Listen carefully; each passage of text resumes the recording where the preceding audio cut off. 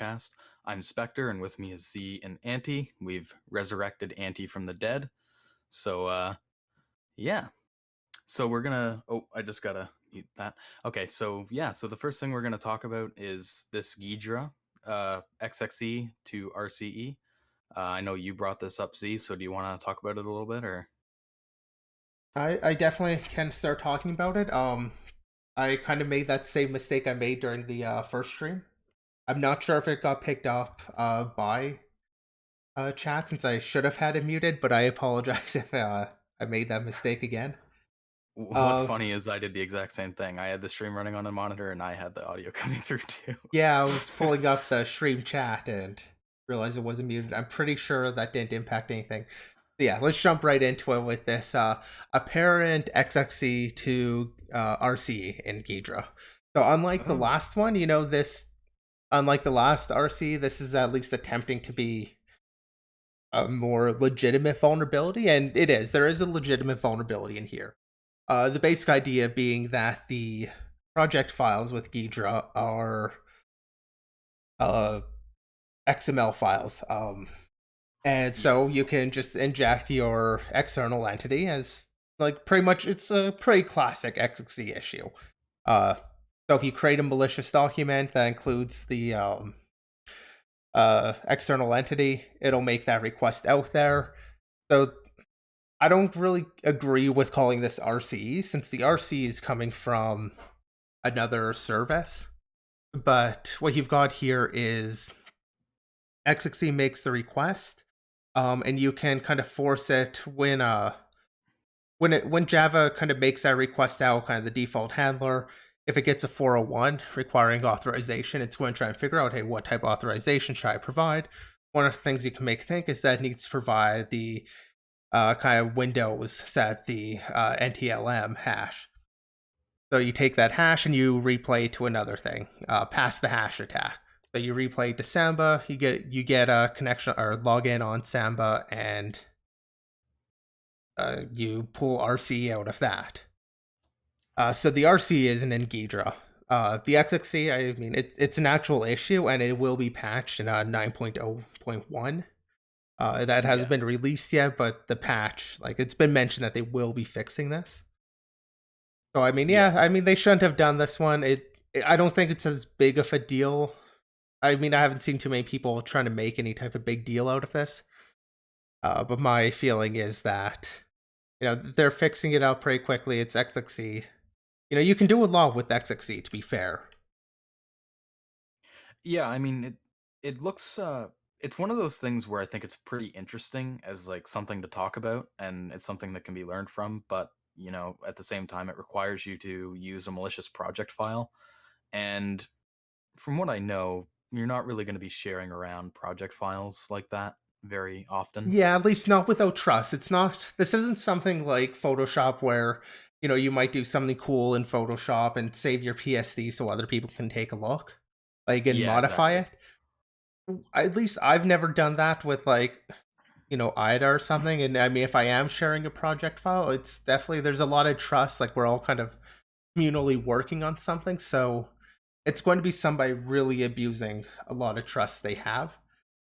At the same time, I mean, it would be really easy to inject that, and I mean, targeting kind of other hackers is a bit of a juicy target if you get somebody like if you know somebody. I mean, there's the fair chance of it. Just don't Yeah. accept, Samba logins off the network. Yeah. For one, I mean, you still have to do that, which is again another limiting factor. Most people aren't really letting that in off the network, so even if they're able to get the hash out somehow, they're not necessarily going to be able to do too much unless they're in the same network and then you're dealing with the insider threat. I don't know. I mean, this is something that it's also just kind of like XML handling 101. Yeah. So, the fact that it's there is a little bit concerning. I'm willing to kind of give them the benefit of the doubt because I don't see any reason why it needs it, but they were quick to kind of respond and patch it. Or, Yeah. again, we don't have the release of it, but they were apparently quick to do so. Now, the one thing. Oh, sorry, Auntie. Do you want to say something? Yeah, I was just curious if you scroll up to the actual XXE, right? Or maybe it's not scroll down. Oh, scroll down. I confuse the two directions often. Directionally challenged. I was just curious. I mean, it actually seems like something that's pretty trivial.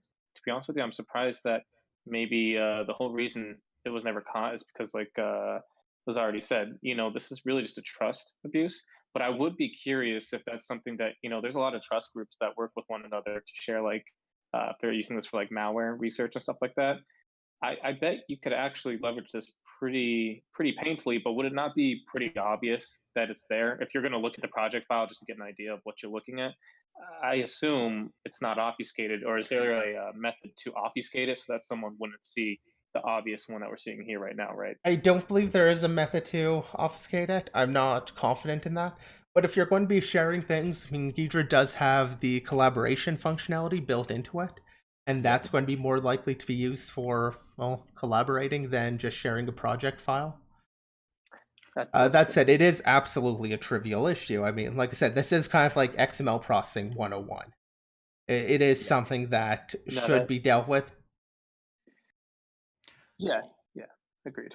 Another thing to talk about too is often is you might not share project files. What's more common is exporting scripts, so like dumping database to script files. So yeah, just touching on your point there about like sharing project files and stuff. The other interesting thing was I noticed at the bottom here, the mitigation section, they put upgrade to the latest version of the JDK. So is this an issue with Ghidra directly, or is it an issue with JDK? Like why? That I don't have an answer to. Because I didn't see anything about JDK earlier in the article. Yeah, nor did I. That's a good point. If I had to make a guess, there may be some change in like the later JDKs as to when it decides to send the NTLM hash, because it does do some trust checking. That is mentioned in the article. That does look to see, is this a trusted URL? According to this article, though, everything is a trusted URL. Okay. So like it doesn't act. So maybe that's what's changed. I don't know the answer. That would be my speculation, though. Okay. Yeah, it's just something we wanted to touch on because it did happen and kind of connects back to the Ghidra discussion we had from the first podcast. Yeah, I mean, there's the other issue with an RC here. This one at least comes off as a little bit more legitimate. I mean, calling in RC is such a stretch, though. Like I said, it's in Samba. You're not actually getting code execution in the Ghidra process or anything like that. So I mean, yeah. I really don't like the fact that it was called an RC, because of course you see that's a headline that's getting them clicked, and it's really not. In terms of, didn't you know everything is an RCE? Well, I mean, in some sense, you are getting command execution on something. Yeah. With everything you do. That's like a super trend now that's happening, where everyone they're like, see, I can run code, so now it's an automatic RCE, where like that. It's kind of like a weird way to put it, where XXE. Well, yes, XXE is a real issue, and that's there. It's the fact that it's just leveraged through pass the hash. Can't talk today, but pass the hash type of attack. It's a tongue twister. There we go. Yeah, so that kind of connects back to the first podcast, and the other thing that throws back to that a bit is I remember we were talking about Cutter a little bit. So I think we can jump into this. So just 5 days ago, Cutter 1.8 was released. And I think it's good to talk about because there's actually quite a few additions. You can see the list here. So they have support for Python plugins, graph overview, and like showing the sizes of structs and unions. So I remember us talking about like Cutter and it not really being a competitor to like Ghidra and IDA in terms of disassembling tools.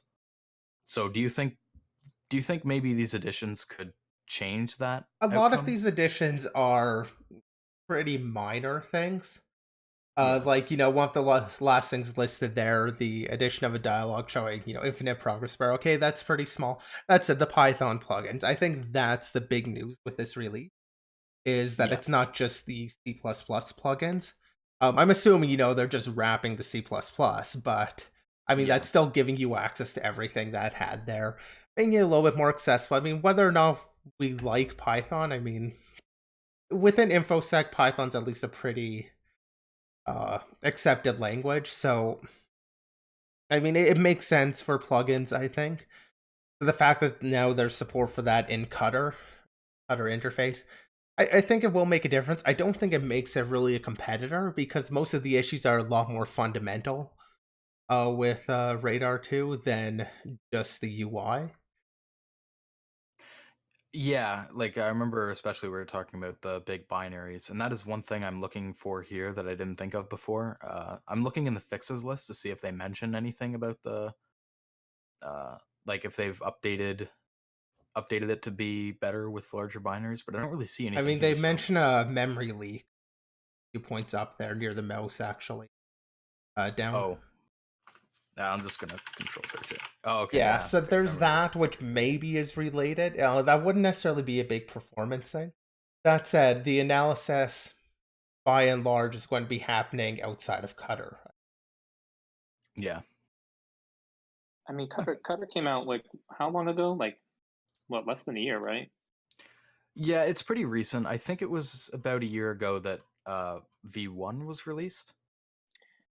I mean, I think that like if you take it past the capabilities, which I know is a silly thing to look over, but I mean, since it's basically a front end and it's radar, right? Not radare, as I've I call it Radare. I'll probably call it that forever. So Yeah, we so actually went and looked up a YouTube video, yeah, we and did. it wasn't clear to say there's the accent, so he could have been saying radar with an accent, or he may have been saying radare. My mental voice has always just said radar, even though it's I mean, clearly not spelled that way. But That's I, probably the like more logical way of saying it. I just like the sound of Radare. It sounds more fancy. So that's because the you need biggest the fancy yeah, tools like radare, ida. I mean, yeah, I think this should be another thing in InfoSec is at least defining the pronunciation. No one ever puts it in their docs, but it drives me nuts. But I thought what was interesting though is in terms of like competition, right? Like if you're trying to compare this to IDA or anything like that, the biggest issue Radari has always had is it's like an absolute pain in the ass to work with if you're a beginner, right? And we've kind of touched on this when I was last on the podcast. Is like I think anything that's a front end to a tool that already exists is a good segue for anyone trying to jump into a tool that's not something they have to pay thousands of dollars for, that's completely free and allows you to use it a little bit easier. I think is a plus one regardless, and it's not a bad interface from what I can see from the latest version. So I think that's kind of actually a good step forward, and I think we should have more people doing that. If I'm kind of transparent, I think it's so hard to find shit that's not, go on this Linux server, do this weird group of commands, and then grep it into this. Like it's something that's very easy to set up and jump straight into. yeah. So I do want to say with Cutter, the interface is actually very nice. The UI I would say is on par with, or perhaps even better in some aspects than Binja. But like you said, To be it's clear, kind of that's limited by Binary that Ninja capability. for anybody that's not familiar. Yeah, I imagine most uh, of our listeners probably are, but Binja yeah, is a bit of a weird sounding word. which is another one I love. But yeah, like Cutter's interface is really good. That is one thing it has going for it. It's just that the capability really needs work in terms of like the larger binaries and stuff like that. But yeah, I thought this release was kind of interesting. I might download it, try to play with it a little bit, see if it's any better than when I've tried to use it in the past. The graph overview is kind of a big plus for me because I'm a noob, so I use the graph overview pretty heavily, especially for like seeing uh, code flow and functions. So that'll be interesting to see. I'll have to take a look at that.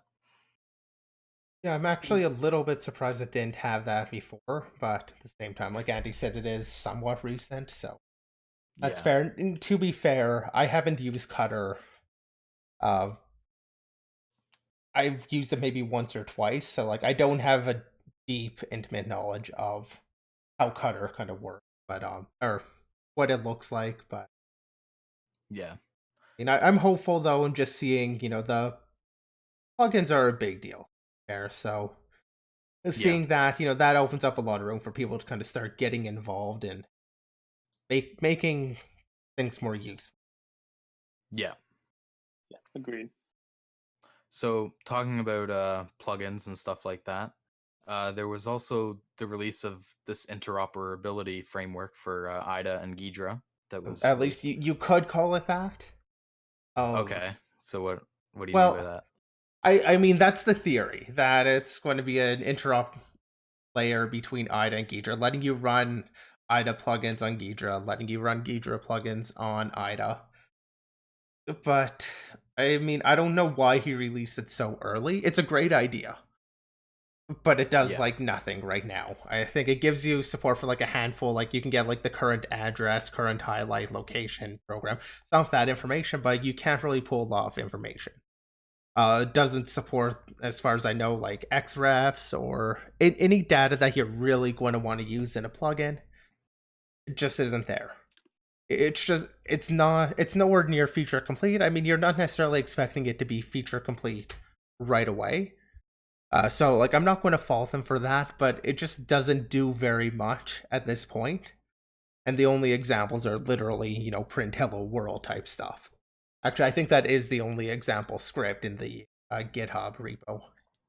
Yeah, I did notice that when I looked at it. It's still pretty immature. Like I noticed there was support for a few different like API functions, but yeah, But not there's still a much, lot of not work that yet. needs to be done. Yeah.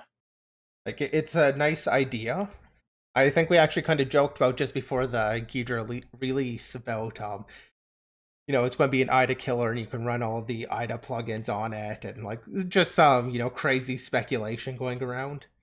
And I Yeah. mean, like it's one of those things, like if this worked, IDA's plugins are one of those things that you're pretty much, when you buy IDA, you're buying it partially for that plugin support. Yeah. That can even be like the decompiler's a big thing too, of course, but that costs extra. I mean, the plugins, if this worked, that would be a huge thing for Ghidra. It wouldn't be, at least at this point, all that big for IDA because there aren't a ton of Ghidra plugins. But it would be a big thing for Ghidra if you can load the, depending on how well it's for past versions, like years of plugins. Although I guess that's the other thing, with IDA's plugin system and breaking changes with the major releases and stuff. It's maybe not that much history, but there are some pretty standard plugins there that bringing them into Ghidra would kind of be pretty useful. But I'm still wanting just debugger plugin. That would be nice. Yeah.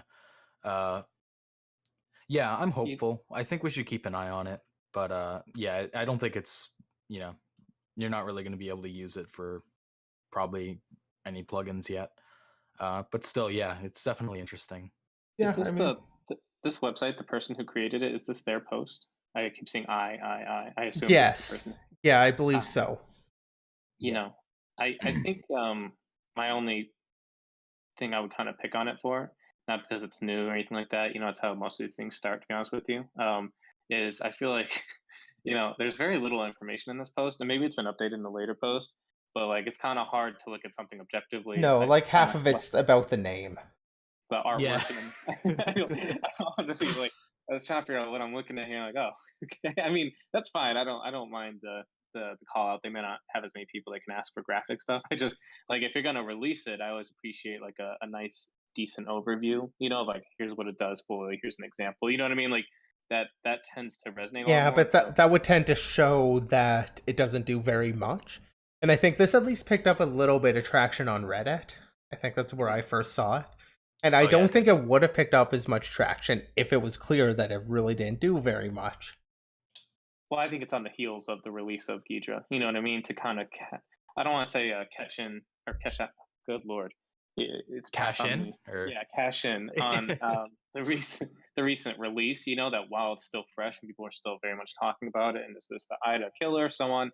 This is the time to release it to get traction and to get more support. You know what I mean? So I kind of understand why, but to the effect of the IDA killer thing, like all the other quote unquote IDA killers have been like like they start like Binja, they start off kind of quiet, fresh, we're gonna take it down, and then it turns into its own product. So then you're just basically choosing another product. It's no longer an open source project or something like that. So I do think these are good steps, though, to becoming the quote unquote IDA killer, as there's more functionality built by the community.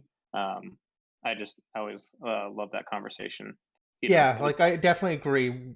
If the community adopts this, there's a lot of hope for Ghidra, because it does have, you don't have the same professional support that you have from IDA, where like you're paying the thousands of dollars and you're getting that support. Where if there's a bug that you come across, it's probably getting fixed pretty quickly. Like there is an active development team. You buy IDA, you're paying them. You're getting a good level of support with that. With Ghidra, it's open source. There is a development team behind it. I don't think we're going to see immediate responses like, bugs fixed in 24 hours or anything, though. So that is kind of the downside with Ghidra. But the thing is, like, Ghidra is open for newbies. And that's actually kind of mentioned really briefly in this article. Is, I think let's see if I can find the quote. Second paragraph is this one? yeah, I think it is important not to create a schism between IDA users and new Ghidra users, because that will not benefit the RCE community. And I mean that is, I think, a crucial point here, where Ghidra is available for new users and it isn't Radar. Whether or not we like it, Radar definitely has a bit of an issue in terms of its reputation. We can argue about whether or not that's deserved, but this is something new, and new users are going to be. I don't think anybody could really argue that it won't be used by kind of people new to the. But that said, I mean, IDA did, or has, it's kind of lasted on its reputation for quite a long time. So recently there's been the educational release of it. Yeah. So they just did that, so you can tell they're feeling the pressure from Ghidra's release. Yeah, I definitely feel like this is something that happened because of Ghidra, and not just like, oh, they were already planning to do this so close to it. I mean, maybe they were. I don't know what's going through their head. Yeah.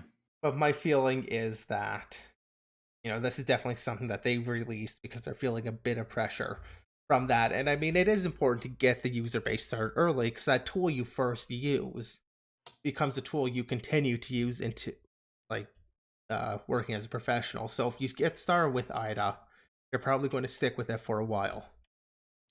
Yeah. So that being said, I will talk a little bit about the the general limitations and stuff of this new educational release. So obviously you do have to be a verified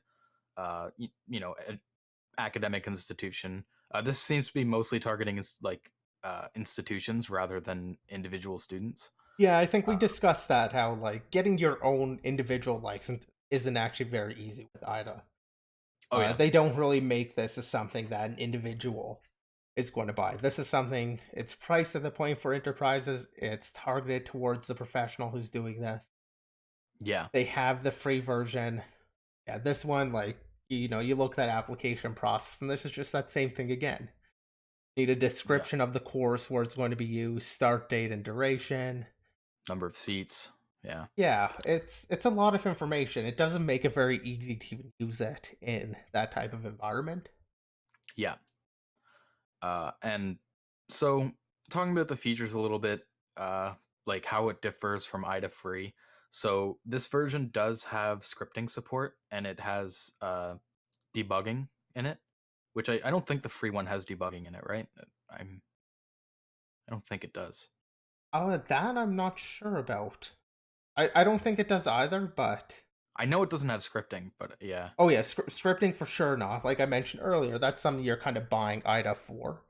But the debugger, actually, yeah, because does it come with a demo debugger actually?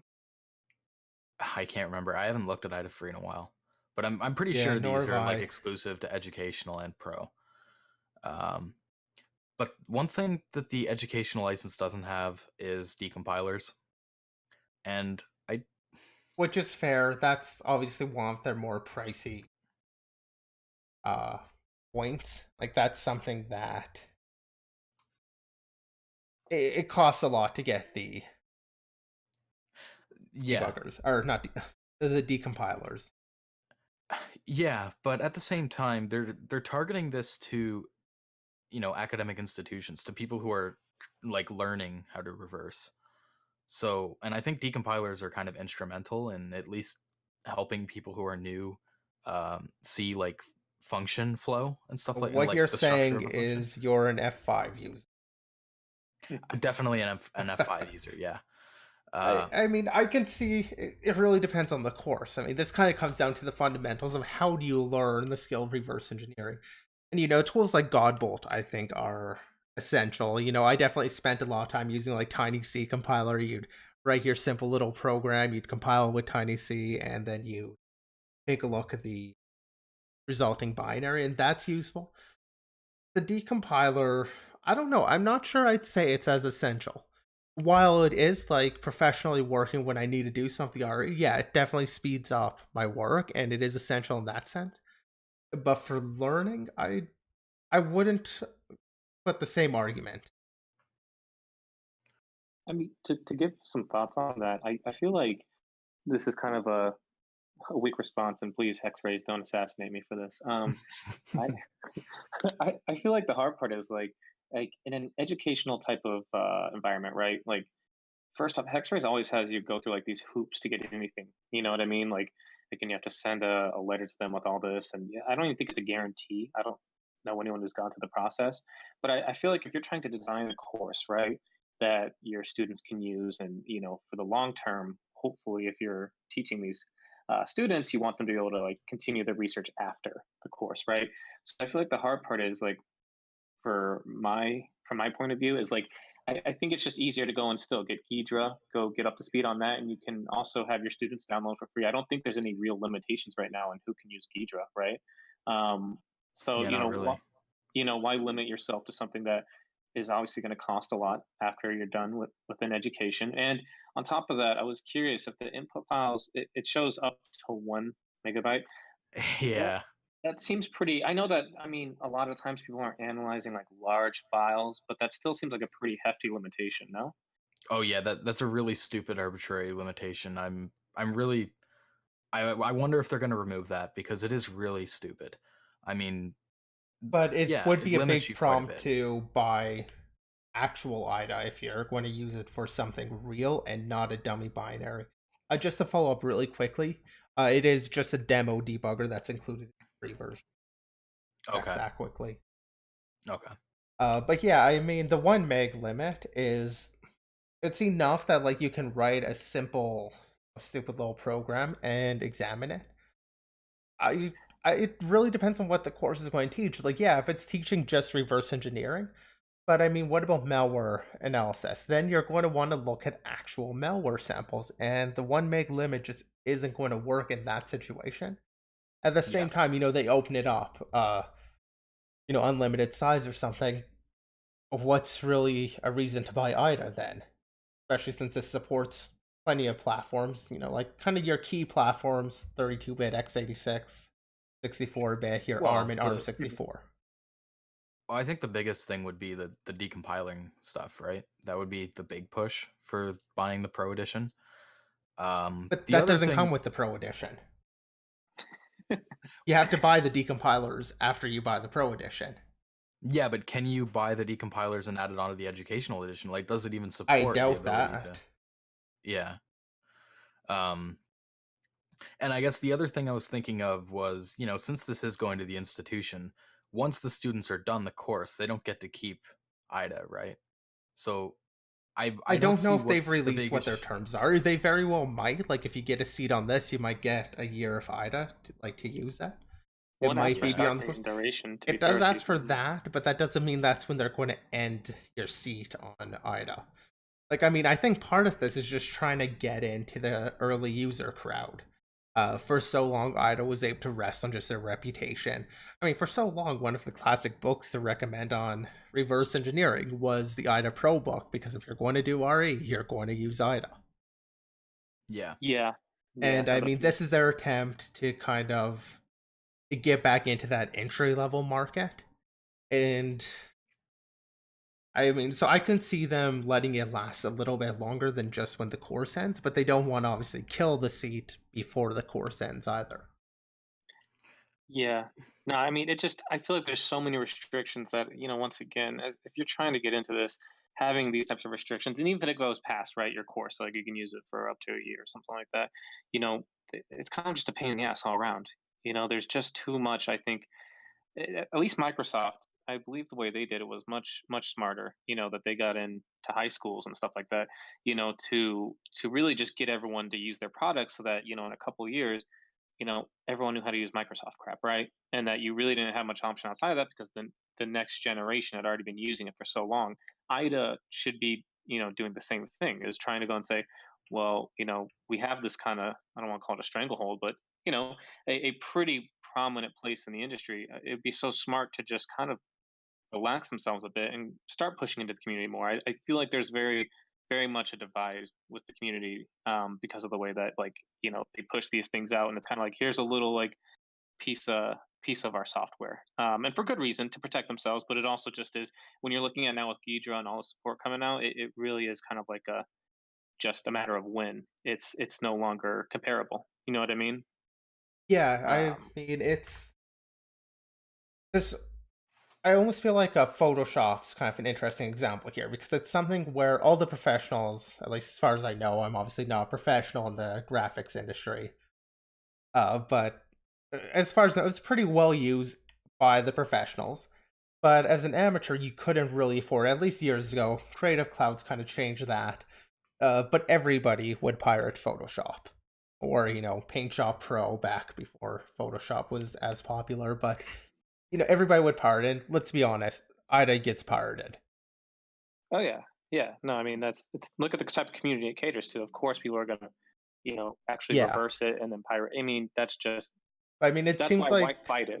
Why fight it so much? Why not be more logical about it? yeah, You it know what I seems like mean? Photoshop has always kind of like, they fought it, but not completely. Like, they've been somewhat tacitly okay with the piracy as long as it's individuals using it. Obviously, they're not going to publicly say, yeah, you're totally free to pirate this. That But wouldn't be the best I business mean, decision. that actually really worked out for Photoshop. I mean, obviously, it became heavily adopted by everybody, such that we even have, the phrase that looks shopped or things like that, Right. where Photoshop, although there's debate, the shopped might have been referring to Jask and not Photoshop, but at least now it refers to Photoshop, and that worked for them to kind of get that early market, get people so they know how to use this.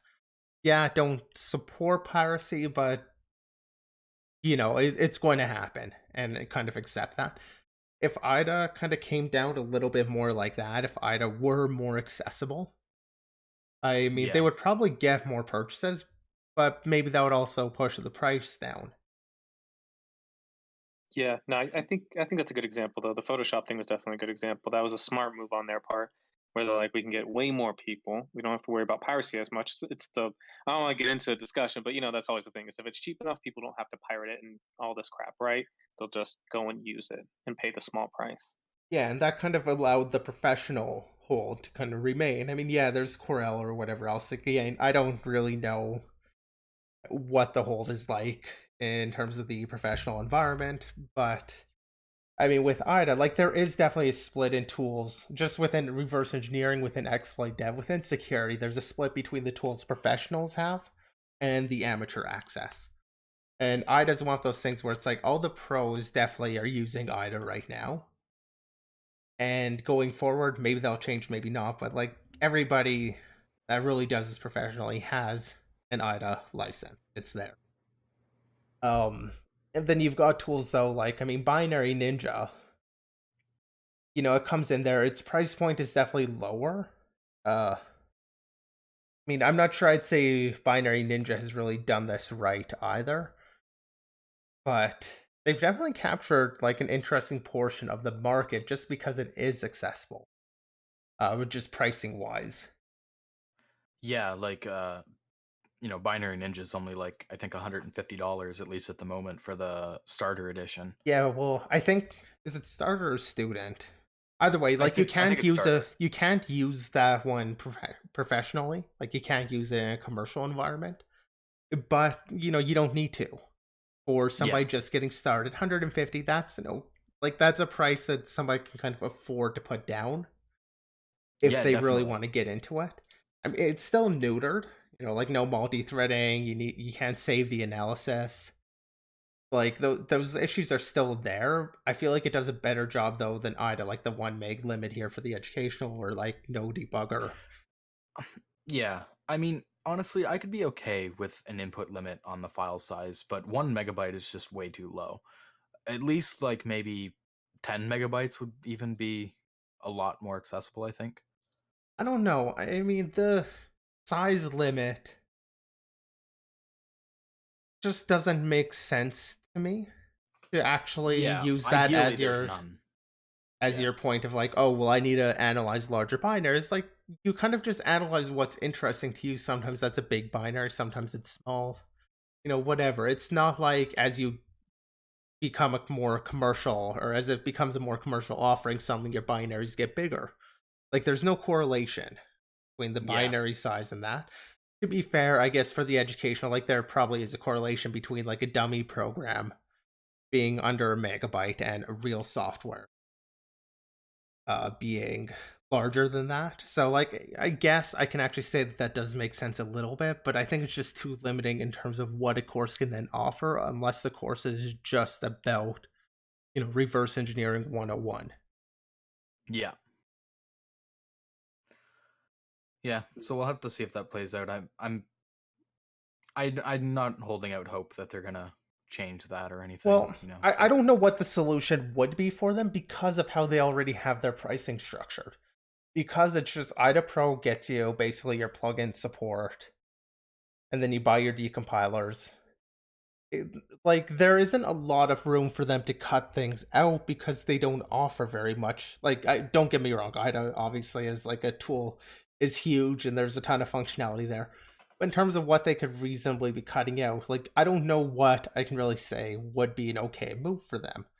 I think Binja kind of had the advantage there because they already saw what wasn't really working. yeah. So I guess the real question is, when are we getting a subscription-based access to these tools? Never. Hopefully never, because Well, I with mean, the move, like the current trend of programs is you can get a subscription to it. I mean, who knows? Actually, yeah, isn't Binary Ninja doing like a cloud version or something? I don't think it's yeah, they are. subscription, but They are doing a cloud version. yeah. Uh, Going back a bit to your Photoshop example, yeah, I guess the big pusher of this programs as a service model was Creative Cloud. Uh, which, to be fair, I guess, like you said, I think you mentioned this, that it did make it a little bit more accessible to students, Yeah, well, I where you mean, you could, don't have to have it all the time. You can just go do a month subscription. It's still expensive. Like, I'm going to be honest, I yeah, still use my older version because, I paid for that. That's my software and I get it. And I mean, one of the things with Photoshop's pricing actually is year by year, like you could pay the upgrade fee. You wouldn't so once you bought it outright once, your next year was cheaper. Your next year was actually okay, kind of a more reasonable price. okay, yeah. So I think IDA has kind of a similar one. I know it doesn't get cheaper, but I know they have like yearly updates, and if you don't pay for the next year, you just get like a perpetual fallback on the latest Yeah, supported version before your yeah, support ended. that is what you get, and I mean that's fair. I think that's one thing I Yeah, really hate about the subscription services is that you lose it when you no longer pay for it. which is really, yeah, I don't like But that at it all. does make it more accessible because you can, on a whole, pay less if you only need very short. Yeah, Like you don't really get to own anything. yeah. Okay. Yeah. So moving off of tools, I guess the next thing would be the Windows Defender on Mac. So this recently, I think, oh, that was interesting. Move like that. Yeah. So Defender, I think they renamed it to Defender ATP for Mac. So Well, so what they did was it used to be Windows Defender Advanced Threat Platform. Now it's Microsoft Defender because obviously it's no longer okay. just Windows. That was the name change. Yeah, there isn't really a ton of information here. Like, I'm curious what this is actually going to look like. If this is just going to be like a really simple AV offering, or if this is going to be like actually implementing some of the exploit mitigations that Windows has into Mac.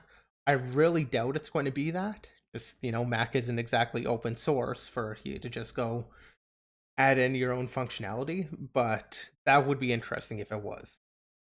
Yeah, so for those of you who are watching who don't know, Defender was kind of like a successor to EMET, which was the Enhanced Mitigation Experience Toolkit. So, among those was a bunch of mitigations, attack surface reduction. I think it had like auditing and reporting stuff in it. Uh, it had like control flow guard, arbitrary code guard, and yeah, I'm not. They don't really say if like that mitigation toolkit is going to be ported over to Mac. Yeah, and to be Uh, clear, that was like EMET has kind of been rolled into both Windows operating system and Defender. But Defender was more than that. Like Defender also had this general like malware and stuff. Like it wasn't just that being rolled oh out as yeah, something else. sorry. Yeah, I should have worded that better. It's not only the successor, but yeah, it rolled it in and added it to all the other stuff that Defender provides, like the antivirus and stuff like that. Yeah, like the gist of Defender is antivirus, anti-malware, and just kind of security. Like they do some ransomware protection, uh, making sure certain files aren't being modified or modified unexpectedly, things like that. Uh, so I mean, there just isn't enough information to really say what's happening here. Yeah. Was there no other release information? They were just like, "Hey, we're gonna put some stuff on a Mac. You want in or what?" This is all I was able to find about it. There I wasn't didn't. much.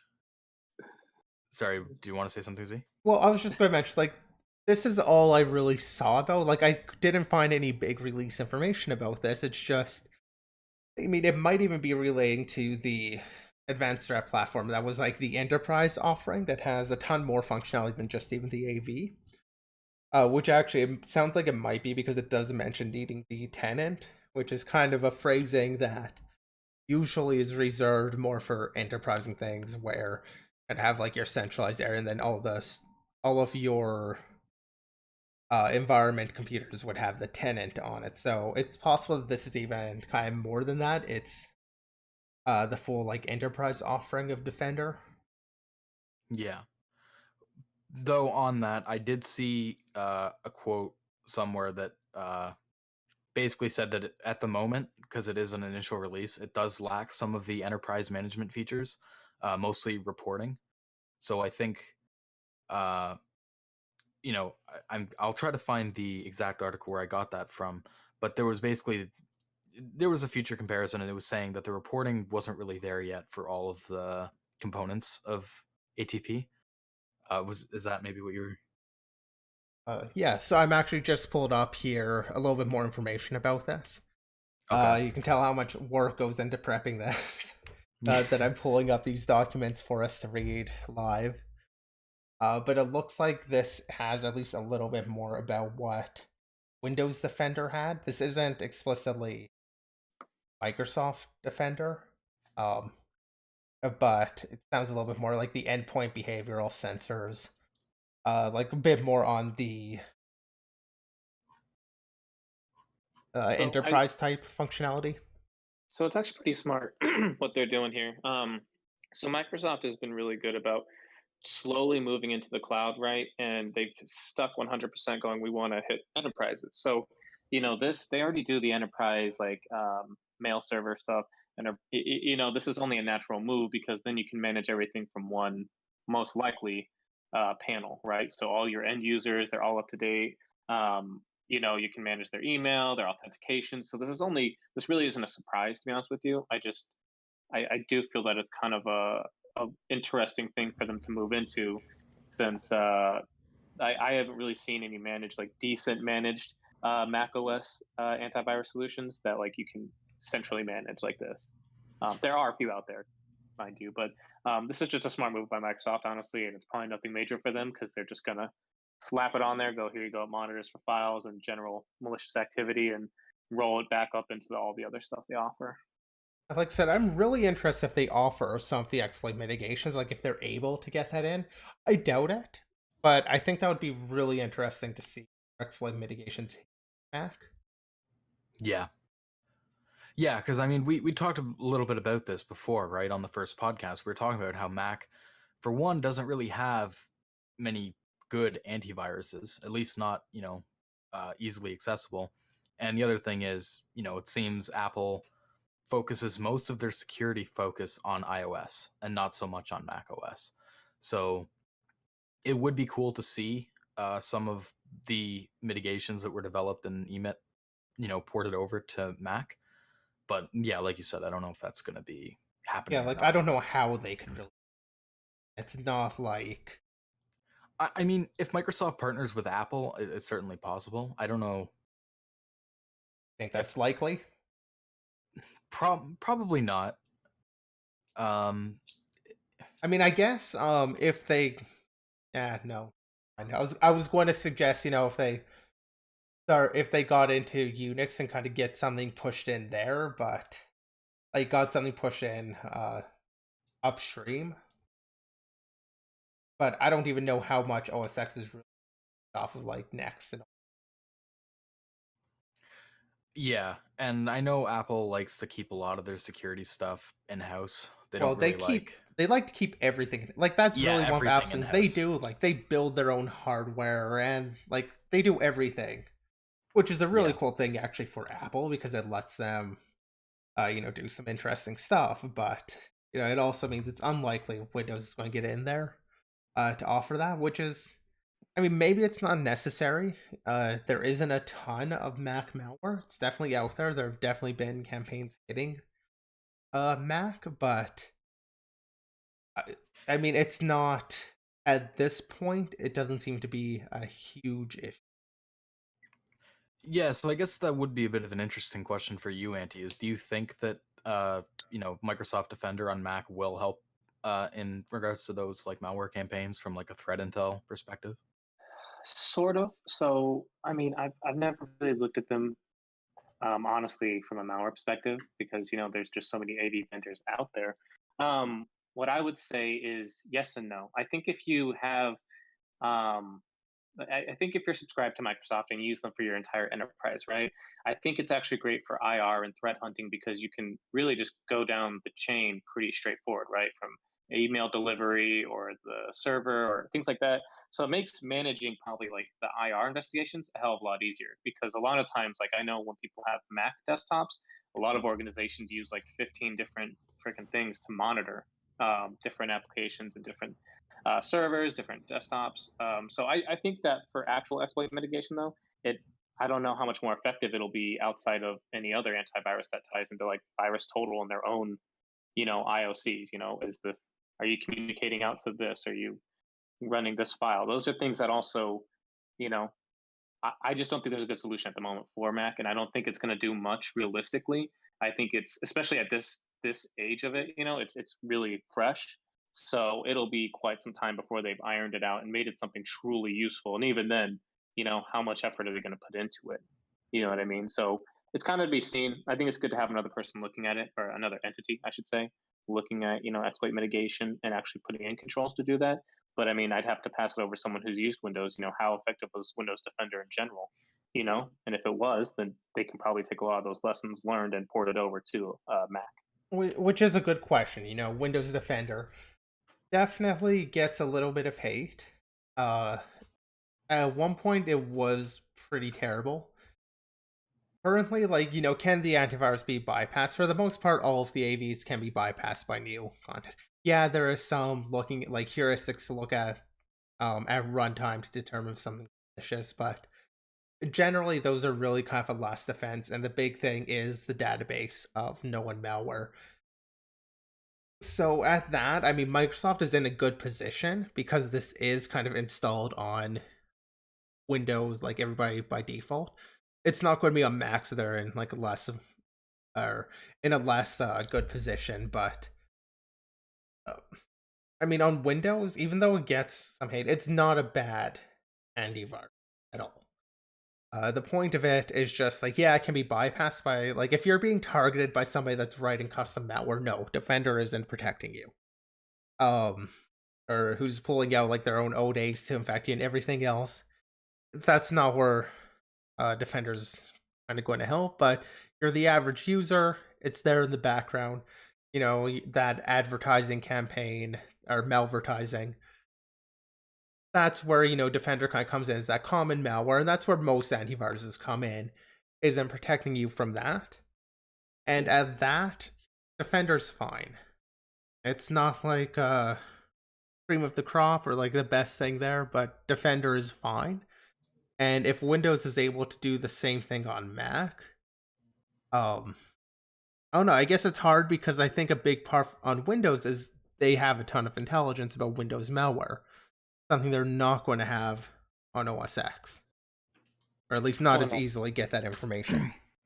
well, and that's why I'd be curious. I mean, if you look at Mac by default, honestly, you know, I don't want to pick on it too much because there might be a lot of things going on in the background that I don't actually know about. You know what I mean? But I mean, from what I know, by default, the Mac like operating system has a firewall that I don't even really know by default what the settings are. Right? So it does have a firewall, but does very little often, more times than less. It has like built-in encryption, but again, that doesn't really help you from malware. And then lastly, I think I know that like basically you can restrict it that apps are only downloaded from the App Store or identified developers, right? So when they download the software, is it a known developer?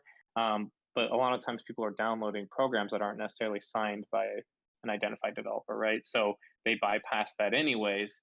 So when you look at that, that's kind of the basic protections that Mac offers. There is no built-in antivirus at all. So I think that honestly, any antivirus that could literally know about 3 different pieces of malware in its entirety still do a better job than macOS does on antivirus.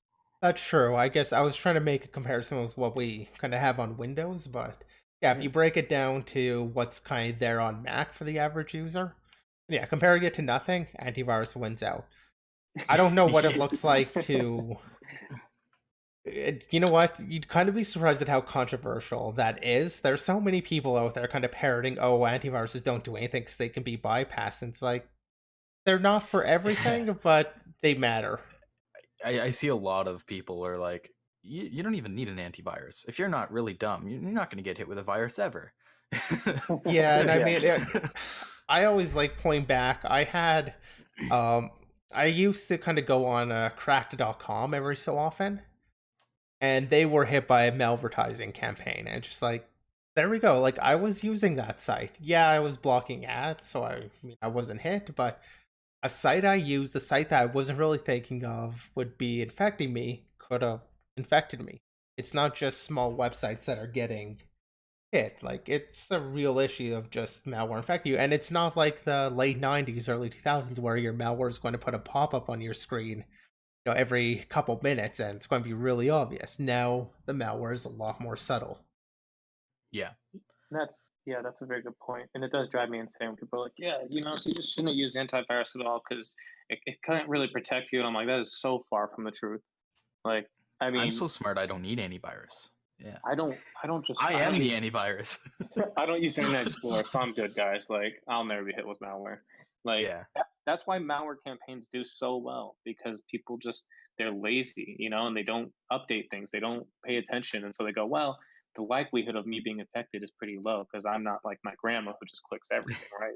It's like it's terrible advice to give anyone. You should definitely have antivirus in some capacity. Yeah, it doesn't catch everything. I think the actual question I would pose is, and this is a little out there, but it's more of your privacy from an antivirus perspective because all these AVs, I know that I think it was Kaspersky got in trouble because supposedly they're siphoning off your files and they scan them in the cloud, right? But you know, are they pulling confidential files and stuff like that? You know, can you trust your antivirus? I Were they think having scanning the full files or were they just pulling hashes?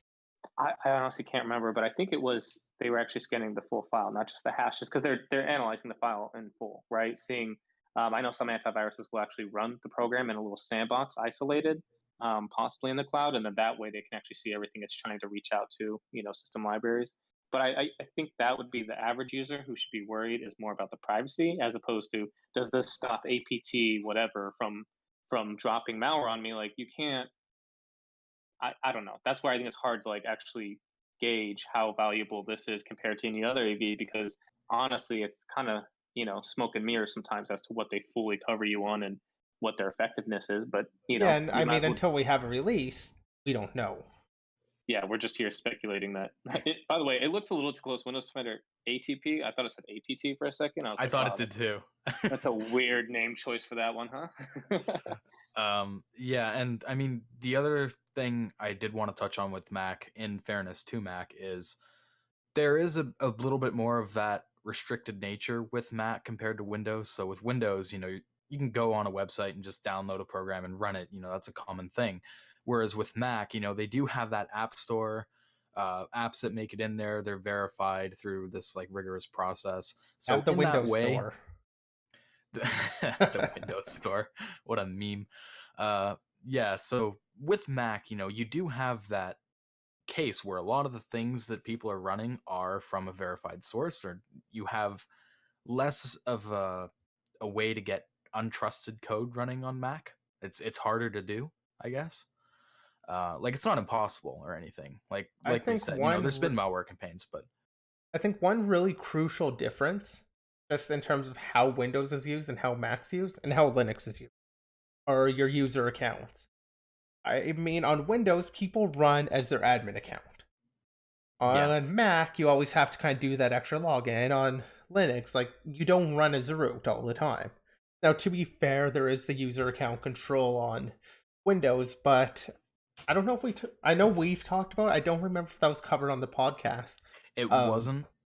yeah, I know so what I you're mean, referring user to. account control is something that can be bypassed pretty trivially, like all the Yeah, time. Like, it's not even considered a security issue because it's an admin getting permission to do admin things. It's there, it is a layer of protection, but I mean, it can be bypassed. So, I mean, you're basically running as an admin for everything, and that's a big security risk on Windows. yeah. I was just about to add in basically what you were saying there is that Microsoft doesn't even consider UAC a security boundary, so they don't even acknowledge bypasses as like security issues. So it is a layer there, but it's a weak security barrier. But yeah, so I think it could be useful on Mac, but it's definitely something that's probably more useful for Windows, especially like what you were saying, where you already have the previous malware samples and stuff to work off of for Windows. Yeah, although Andy did mention the enterprise aspect. I wasn't even really thinking about that, but yeah, that's a key point. Like, I mean, it's why even if you know, a company uses a lot of Linux servers, there's a good chance, once they get to a certain size, they're probably going to use Active Directory because Microsoft has done a good job on some of their enterprise level offerings. Yeah, I think the way, and if you looked at the little small release we saw where you could sign up, I mean, ask for your company name and this and that. So they're obviously trying to hit enterprises and go, okay, usually it's just to sell. So if you're like, well, we were thinking about using Microsoft, but we have 1,000 Macs that we need to monitor for, and you don't have a solution. This is probably just a simple way for them to go, actually, we do. Here you go. I'm fairly confident that's all it is. And honestly, you don't even need like the way nowadays it works is Virus Total is, anyone can upload to it. It's owned by Google, right? Like most enterprises have a subscription to it. So I would be blown away if the Microsoft AV team doesn't have a subscription that they just pull, consistently malicious files from. So they don't even need. They have a lot of like obviously probably more research on Windows malware because it's Microsoft. But I think that they could easily supplement what most AV vendors do anyways, and just use Virus Total and find malicious files for Mac there, and just roll it into their application. If I'm being honest with you. Um, so it's pretty straightforward. I don't think it's anything groundbreaking. I think it just gives them more leverage to beat out competition and go, here you go, we protect your Mac too. Crap like that. Yeah. Okay. So talking a little bit about Windows, there was something else interesting from offensive security. development of the new Windows 10 kASLR bypass. So for those of you that don't know, kASLR, it's basically ASLR but used for the kernel. So that's why there's that K prefix there. Uh, so yeah, so I think it's pretty interesting to talk about because Windows kernel is a pretty interesting target, right? Once you compromise kernel, you can do a lot with that. And one of the bigger, more common mitigations now for trying to mitigate that from happening is ASLR. So for those of you that don't know, ASLR basically it randomizes where the kernel is placed at boot. So, even if you have memory corruption, or you can, even code execution and you can direct the instruction pointer, you don't necessarily know where to go unless you can defeat the randomization. So that's where this kind of comes into play. So I'll do like a bit of a brief on what happens here. So essentially, there's desktop applications, and there's a window for them, right? So every application will have a window, and so a lot of Windows UI stuff happens in the kernel. Part of that is mostly for performance. You don't have to worry about the switches or anything like that. So a lot of their UI stuff is in kernel, which includes window management. So user applications will have a handle into that. And there's a kernel, backing portion of the tag WND object for Windows. And, the offensive security found that the lower 28 bits of that address are always the same. So I'm just going to try to scroll down a little bit to get to that. Which, to be fair, is kind of a common thing. Because it offsets the base loading address, but it doesn't go, or ASLR will change your basic loading address, but it's not going to change, like, it's not going to shuffle around the functions or something, or the variables. So it does happen quite a bit that the least significant bits are the same, and then you have to figure out what the upper most significant bits are. Where that base was low. So as soon as you can get one of those, then you can kind of calculate everything else. Sorry to interrupt. Oh yeah, no, that's all good, and that's a good like addition. So yeah, so it has this address highlighted in green and blue in WinDebug, and the lower 28 bits are highlighted in blue, and those are always the same across boots. And the other thing is the one that's shown in green, the upper 36 bits are equal to the desktop heap shared with user mode. So you can basically calculate the absolute address of this object. And defeat ASLR with that. So, just to note, this isn't an issue on where is it? Let me just see. I know it's not an issue on the latest version of Windows because they changed how some of it worked. Yeah, in the upcoming 19H1 release. So they did some design changes. So I don't think they patched it intentionally, but whatever they did messed with that technique. Yeah, But it seems yeah. like they were working on changing kind of how some of the heap worked. As this report kind of mentioned, they had started to fragment the heap. I'm guessing the patch or the fix for it was related to just kind of that whole heap restructuring. So it Yeah. might not have been an intentional fix for this issue, but I mean, just kind of part of the larger goal of what they were doing. I'm not familiar with, but Yeah. So this is quite interesting, right? Like one thing I did want to talk about a little bit is Windows kernel hasn't had a fantastic past with strong ASLR. I know I don't really do much Windows research myself, but I know that from the past, there's been a lot of API calls and stuff that just willingly copy out kernel pointers to userland, and they just don't care. And part of that, I think, is because of how old Windows kernel is. It's some of the code is so old that they didn't even really consider probably the security implications of doing that back then. well, I mean, when did they even introduce the kASLR? I mean, if the code's older than that, nobody was even thinking about it because it's always in the same place anyhow. Like whatever. Yeah. So Windows has been trying to really clamp down on those lately, though. I think for the past, year or two, they've been really trying to cut those out. And this is kind of another interesting part of that, right? Is uh, now people are starting to find bypasses too, even when they're doing it properly. So I thought that was kind of interesting to talk about. Yeah, and I think it kind of touches on a point where Windows gets shit on for their security all the time. Yeah. And I mean, some of that is user error, like everybody running as admin, which is partially, just kind of encouraged behavior. Like they don't really discourage that at all. But I mean, Windows does some really interesting stuff when it comes to security, like especially EMAT. That was around, like they had some interesting mitigations in there. And Yeah. I don't think they get enough credit for some of the work they're doing. Like, yeah, they definitely started on a bad foot, given a lot of their design choices. So I don't want to pretend like Windows is great, but they're definitely taking some of the right steps. I mean, who can you even compare this though to on a level like Microsoft, with Windows, if we're comparing it to what, Linux, which has its own set of issues, but that's open source, right?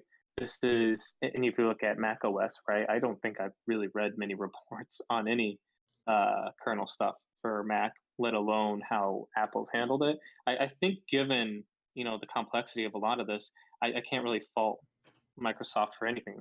Not for anything. I shouldn't say that, but for some of this, it's this type of like bypass is obviously advanced and sophisticated, and for I don't even know how large their team is. When you have it being the largest operating system used in the world, you're going to run into stuff like this all the time, and you have to do your best to mitigate it. So I think in their defense, they action it more times than less and actually try to implement a good solution, not just oh, well, we'll just block you from running that exact code. They do try and actually address the issue head on, at least from what I've seen in most reporting.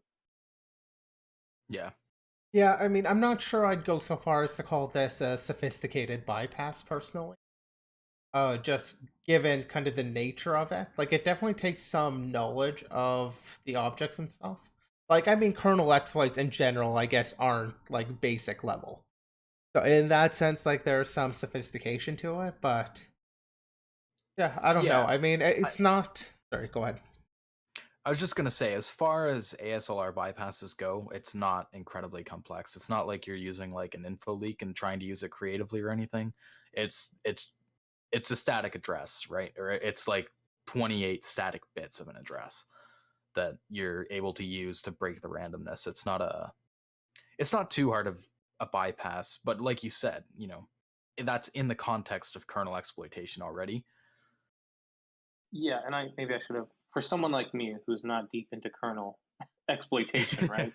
Yeah. I let me clarify. For someone like me, this isn't baby's first buffer overflow. This isn't something, that's relatively mundane. You go, wow, that's really pathetic, right? Like we were talking about with all, users having admin or something like that. I think it comes down to though, this is a bit deeper into what I would say is exploitation, right? So I think when you look at it, it was just an important note that when these things like the kernel start introducing vulnerabilities, it is not always easy to find stuff like that. I mean, look at the work by is it Google's Project Zero, where they've been Yeah. finding endless amount of stuff. But you don't always. There's so many millions of lines of code. It's obviously you don't have the time to find every last one of them. And I think it's just one of those things that, in my mind, as someone who's a little less sophisticated on kernel stuff, I think it's just probably difficult in general to find them and mitigate all issues. But you can only do it. You don't know what you don't know, type of thing, right? You can only do what you can when you know about it. So that was kind of my leaning. Yeah, and I mean, they mentioned actually another one that was a bit more trivial than this. And it seems like the kernel restructuring, like for the heap restructuring may have been related to those issues because those are also no longer an issue. I think it's mentioned kind of towards the start of the article. But we don't really need to jump over to it. Yeah. It's just that, yeah, I mean, I guess it is a bit more sophisticated than the kind of trivial exploits that have been used. Yeah, it's Like, definitely more technical. Like, yeah, that's yeah. maybe the better way to put it. I mean, if you look at they know the history of when certain things were mitigated and how and stuff like that. I mean, these conversations are always going to be like me going, "Hey, that looks actually pretty complicated." And I was like, "Actually, actually, a baby could do this." But I mean, I, I think that it just showed to me. I've seen a lot of write-ups that sometimes are kind of like someone just perchance stumbled upon it, where these researchers, obviously it's for offensive security, they obviously have a lot of familiarity with it that makes it probably a little more straightforward to find things like this. Yeah, I mean, I think he outright in the article, Morton Schenk, I think is how you say his name. But yeah, I think he directly said in here that he like intentionally went out to try to look for these types of bypasses. He said in an attempt to bypass this. Oh no, that's not the sentence. But yeah, he basically says that he wanted to go into it to try to find something new. So jumping a little bit back on the kernel stuff. So like you were saying, kernels are quite complex, right? They're millions of lines of code. Uh, as far as I know, this bug wasn't discovered this way, but a lot of kernel research is fuzzing because of how complex the code is. It's in a way it's easier to just do some targeted fuzzing on some interfaces of the kernel. Though that being said, that's not how this. I don't think that's how this bypass was found. This kASLR bypass. But yeah, I just wanted to add that in there, that fuzzing is like a huge part of kernels and browsers and anything that complex, right? Essentially, I mean, fuzzing is systematic stumbling upon things. Yeah. So talking about fuzzing, the next topic is EVM fuzzing. Ethereum virtual machine fuzzing. I thought this was kind of cool. It was, I mean, this was just released, 5 days ago. I think I've seen some projects that have done something similar. Nothing really written up, but Googling EVMFuzz does actually come up with another project. That said, I mean, this is a decent report to give a quick read over. But the cool thing about this is, rather than targeting smart contracts, which is where a lot of Ethereum attacks go, is improperly written smart contracts. Rather than doing that, this is looking at the virtual machine that's actually going to execute the smart contract. So if you're not too familiar with Ethereum, the really basic rundown is you've got a blockchain that can have code on it. Basically, it compiles down to a byte code that is executed by the EVM, which then the final state after executing that gets pushed back onto the blockchain. And that's kind of how you have the stored or shared state of the virtual machine is kind of across everybody. So I don't know, a lot of what they found. So one thing is denial of service is obviously going to be an issue or a concern. You don't want to have like infinite loops. The machine in theory is incapable of doing infinite loops. I'm not sure if that's actually been like proven that it doesn't have it. I'd assume it has, but I don't actually know any sources of that proof. Of which, sorry? That the EVM can actually do infinite loops. I know the EVM should be able to terminate. Yeah, so actually, I think they do actually have a thing here. They talk about a kind of an edge case, or actually maybe not even that much of an edge case, but basically a function here that takes inputs A and B, and there is an infinite loop condition there that they do talk about. So okay. Go ahead. I wonder. I'm sorry. No, I was going to say, and I haven't looked much into Ethereum. I'm familiar with blockchain, but I haven't looked at the VMs. But I'm curious if it's so in the DDoS perspective, right? If you're running these contracts, I wonder. This is just per client, like your actual you running Ethereum, not server related for the entire network, or is it for the entire Ethereum network? Well, so that has to do with Ethereum. Like the state of the Ethereum virtual machine is what gets pushed onto the blockchain. So like it is shared for everybody. And that's kind of what they're fuzzing were what are the differences between some of these implementations. So yeah, it is an individual person. Like there's no server that's running the entire blockchain. Or, well, there might be, but like it's somebody who decided to do that. It's just kind of like you initiate it and then there's a state, and you can confirm that that's actually the state by running it yourself. Okay. So the interesting thing here is, they're fuzzing the virtual machines themselves to see if any of them give different responses than what they should. And that would lead to a case where, one VM kind of pushes the state and then another one can't actually verify that the state is correct. And like corrupting the blockchain Now or that's rejecting see, it.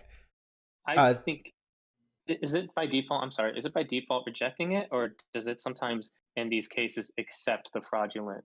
well, so that has to do with like the whole consensus protocol Mhm. uh, in order for it to be accepted. And to be honest, I don't know enough kind of on that level to jump into it. Yeah, no, I was just gonna say from a perspective of like, there's been a lot of attacks on crypto lately, and there's, when you look at like financially motivated, cyber criminals or whatever, even APT groups, they're gonna want to carry out attacks against these types of crypto networks. I was just curious if it allowed you basically to carry out a denial of service against a wide amount of the Ethereum network, right? So Against a large. that's what they found. What they didn't find any cases where like they're able to enter into an infinite loop, but they did find that they could crash several of the VMs, and that's what their CVs or were denial of services by crashing the client basically. So Which that's is kind of an interesting target. I think it would be more interesting if they actually found different outputs. I don't think any of their issues actually did that. That would be more interesting. yeah. I don't know what type of attacks you'd really do though, because it always has to be verified. Like you need that consensus on it. So if you Well, find that's why I like was an like, attack that's just against one, like I don't know what that would look like, but I mean it feels so wrong that there should be something. But yeah, most of them end up being these runtime errors that either crash or cause a panic, things like that. yeah. Yeah. Okay, Go sorry, ahead. Dante, do you want to go or? No, go ahead. I was just gonna say, one thing I did notice was this talk of gas in the Ethereum network. So I think it's basically like the transaction fee for sending transactions across the network, right? So from what I'm not big into Ethereum or smart contracts or anything like that, but from what I could gather, it's basically how much the fee is, or gas is like their term for it. The depends on the demand for how much is needed, and yeah, basically the demand and how much is available. So the reason I think they call it gas is because the transactions are processed by miners, right? People who are mining the cryptocurrency, and and so that causes the supply. So the more the demand is, the higher the fee is. And what I noticed was the CVE you were talking about, the one that ran into a runtime error that would cause it to crash. You could basically, run this smart contract, uh, and cause it to crash, and the transaction fee wouldn't get paid. So you could kind of influence the Although, would it economy be of able to it a little bit generate there. a block then? If the transaction fee is never getting paid, it's also terminating before the block gets sent out. So I'm just trying to see here. So here's the part where it says it. So once the vulnerability is exploited, they can make the Ethereum network abnormally congested without cost. So that's what it was. Sorry. So it wasn't really uh, the transaction fee itself. It was just that they were able to do this without paying any transaction fees, and they could congest the network. Oh yeah, yeah. So I mean, yeah, if you're crashing kind of all of the miners before they can generate a block, it's just going to keep adding up, and nobody's able to mine. So, and yeah, I guess like I said, they can do that without actually needing to pay a transaction fee. In theory, I mean, that's in the air condition. So if somebody that wasn't uh vulnerable to it was running it, then they wouldn't, or they would be charged. But I mean, I don't know like what the popularity is of the different VMs. Like, but yeah, I mean, there's definitely ways to abuse this. I just think it's a really interesting concept to be fuzzing that VM. I think it's very spooky, honestly. If you look at a nation state level, man, I maybe gonna get too crazy here, but I think that it would be absolutely fascinating from like a theoretical perspective. I mean, if you go and crash, 75% of the miners, is someone going to be able to swoop in and start, making a lot of the money from it? I don't know. I don't know what the real impact of this is, besides obviously being a douche and slowing down the network. Like, what is the full impact here? But I do feel like there's something here. I just don't know enough. I don't have enough knowledge to figure out what this means fully, but there is something here. So it is fascinating. Yeah, that's kind of what I was saying before, with if you can find like the issue that actually has different outputs, like that sort of thing. Like, it obviously feels very wrong, but I don't know what the attack would necessarily look like just because of that consensus issue. But yeah, I mean, these denial of services could definitely be used. Yeah, I mean, I think that's what's actually really interesting about the cryptocurrency stuff and, the virtual machines that are processing smart contracts is there is like way more impact in that than there is for like anything else, right? If you're running, let's say, a browser, that's another example of a virtual machine. JavaScript gets, interpreted in a VM. You know, the worst that can really happen there is somebody can exploit that against somebody else to get like a remote entry into their machine. But with something like this, where it's propagated through a network and there's, economic implications, I think it's extremely interesting from from a threat point of view of what can an attacker do with a powerful exploit against, these networks. When that does inhibit, people always talk about the U.S. government needs to implement a blockchain, some type of cryptocurrency, and you know what I mean? Like, I don't want to be an ass, but like, there's so many issues we have no clue about, that you're putting financial stability on something that, like, if you take Ethereum out of it, but you look at smart contracts in general, right? If they're vulnerable in the same manner, in a really crazy sci-fi way, maybe you can absolutely destroy economies by preventing people from carrying out instant transactions, right? Like, these are the types of things that are like huge problems that for now it's fine because cryptocurrency is still a certain demographic of users, right? Cryptocurrency enthusiasts. But if it were to become mainstream and part of a actual country's economic plan, right? Like, we're going to have a cryptocurrency, you could really, really make it painful by slowing down their transactions and causing who knows what. Again, all kinds of issues. But that's just, again, purely speculation. Purely speculation. Yeah, and I mean, let's be honest. Something complex like a virtual machine, we've seen it with browsers. There's always going to be bugs in it that can be exploited. It's one of those complex systems like a kernel. It's never going to be bug free. So I think that is a really interesting thing to think about, because I do, you do see that trend of people saying, "Oh, we should be using this for banks. Banks should be using blockchain, and this should be using, crypto for our main, currency." Although, to be fair, a lot of that is like banks use it behind the scenes, not like a public blockchain. And I mean, the blockchain is also different necessarily than EVM. Like, not every blockchain involves pushing bytecode. Oh yeah, no, sorry. So I should have mentioned that. I meant Ethereum's like, yeah, special in that sense. Like, that is kind of Ethereum's key selling point, is that, this idea of smart contracts. yeah. So I guess the question is less about, using crypto in general, but more the use of smart contracts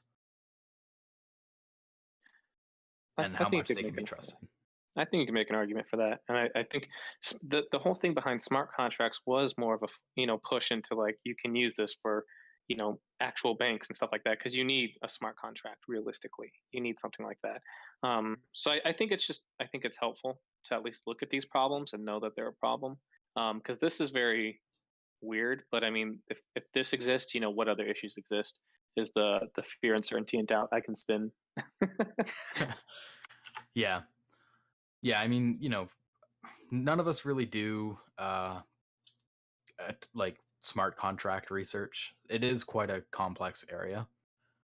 So it's hard to talk about it too technically. But yeah, it is interesting to think about, that economic implication of some of the attacks.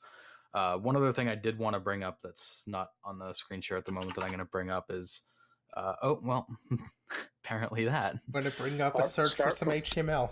Yeah, that's very good. I don't know why While it we're did on that. it, though, some CTFs I've been seeing have started having some smart contract issues coming. Yeah, there's What? Okay, it's something with the can I can I do it like this? Okay, I'll do it like that. That is weird, man. That's something with the clipboard. Yeah, I just wanted to bring up that they do actually have a bounty. So they offer up to 25,000 points for critical, and the conversion factor right now is 1 point is $1. So they offer up to $25,000 for critical uh, vulnerabilities. So that is something I wanted to bring up.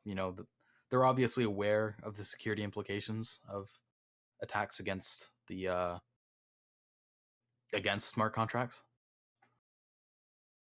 Yeah, no, that's a good point too. And I feel like there's not many people researching it at the moment. There are companies that are researching stuff like this, but I would be curious how you would even, like most people get scared about, like, oh, these exploits going to end up in the underground and so on and so forth. But I don't think I've ever seen anyone trying to sell something for, cryptocurrency Not like this. yet. I mean, if smart contracts were to become more adopted, uh, then you might see, at least in terms of attacking the smart contracts, not necessarily attacking Ethereum itself, but attacking the smart contracts are at least a little bit more. Like, I'm definitely seeing some research coming out in that area, and I think that's going to be the more practical thing than attacking Ethereum itself. Yeah. Well, aren't there are currencies built off Electrum, right? Or, I'm sorry, goddamn, Ethereum. Electrum. Electrum too, right? No, but on Ethereum, I thought there's other coins built off it, right? Off it or forked from it, I'm not sure, but From it, yeah, there forked. are some at least with that idea, the same idea here. So the spooky thing could be that it's necessarily someone is basing it off of Ethereum, right? They fork it, and it has the same inherent flaw in it, so that it's not just affecting only Ethereum; it's affecting a whole bunch of other coins, right? I don't know, like BAT, I guess Basic Attention Token, which is with the one browser that Brave. Brave, yeah. Yeah, I mean, I guess that it uses it. So I'm trying to look for other ones, but that's kind of the impact isn't just related to one cryptocurrency. It could affect a whole bunch of other ones too. And there are applications I think supposed to be built off of Ethereum, like games and stuff for some reason. But there could be more reaching impacts, is what I'm trying to get at. Yeah, and I mean that the things being built off of it though, I think are more dealing with the smart contract aspects. But yeah, I mean there's definitely more than just Ethereum that could be impacted. Just on the topic of smart contracts, I'm just going to put a little plug out here for one thing. It's a blockchain based ETF. So for if you want to look into actually learning to attack blockchain, or sorry, not blockchain, looking to learn to attack the smart contracts, it's a smallish CTF. I don't think they actually show the challenges. Yeah, so you need to have the plugin, I think, before you can actually see everything. But essentially, this website here, blockchain CTF, it essentially just has several CTF like challenges that deal specifically with smart contracts. So like if somebody's actually interested in learning, I haven't seen a lot of resources that are kind of good for beginners, but this is one of them. Very yeah, and I'll be honest. I mean, this discussion has actually kind of made me want to look at this kind of stuff because I've always been fascinated by those attacks against VMs. It reminds me a lot of browser exploits, right? You're exploiting engines by running code and trying to exploit how that code is ran. And given the the security impact that you could have with the virtual machines and stuff, I think it would be very cool to look at, and I might actually look at it myself. Play that it's CTF. definitely a new area for research. Yeah. Definitely an area that somebody getting involved can have a big impact pretty quickly, with like new attack ideas. Yeah. All right, boys, we figured it out. Next gold mine, blockchain bones. All right, smart contract bones. Let's get into it. I mean, if the blockchains kind of get adopted and we start seeing more smart contracts, then yeah, there will be a demand for the vulnerabilities. I mean, and more companies are using it, so Like So right now, it's still kind of ahead of the market, I think, in terms of like professionals, like actually looking to hire somebody to assess their blockchain, like their contracts, I should say. But it might be coming. It really depends on how Ethereum goes. But there's so definitely what if potential. Sorry. Oh, I was just gonna say, so what if we attack Ethereum smart contracts and get paid out with Ethereum? Then you better switch it to Well, another so that's what currency. you might be doing though with a lot of these. It is abusing them so that you can get more money out of it. Yeah. But yeah, we'll leave a link to the Security Innovation Blockchain CTF Challenge in the description for those of you who want to check it out, because it is definitely an interesting area. But from that, I guess we'll move into the LTE stuff. So there was an article, researchers found a bunch, like 36, I think, new security flaws in LTE, which is used for mobile. And I saw some of the vulnerabilities allowed attackers to, hit mobile base stations. They could block incoming calls, disconnect them entirely from the mobile network, spoof messages, and even I saw something where you could cause a handover on somebody else's personal device if you were in a certain range, and just basically switch it over to like a rogue network instead of the real LTE network. So I know you had a few things that you wanted to say on this, Auntie, from like from a threat intel perspective. Yeah, I mean, it's a big old white paper, so I'd have to read it more. It's like, It is, yeah. my guess from a 16-page report, just that skimming it. So I think what's fascinating actually in terms of like what's to be worried about is, obviously LTE is used everywhere now. I've even seen, obviously, like China, I think is trying to push for like 5G, and other kind of networks that people are no longer just using their home networks, right? People rely heavily on their phone network. And I think actually the crazy part to me here, and how many vulnerabilities was it? 36? Yeah, 36.